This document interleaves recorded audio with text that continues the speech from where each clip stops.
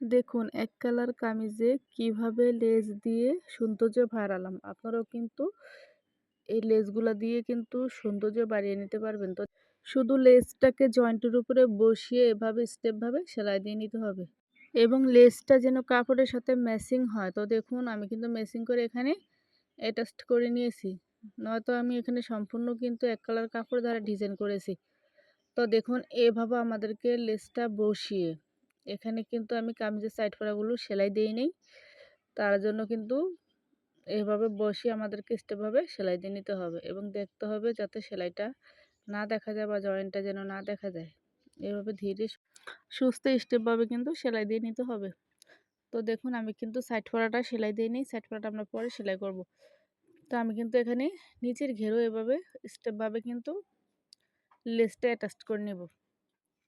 আমি কিন্তু এখানে সেলাইয়ের উপরে লেসটা অ্যাটাচ করে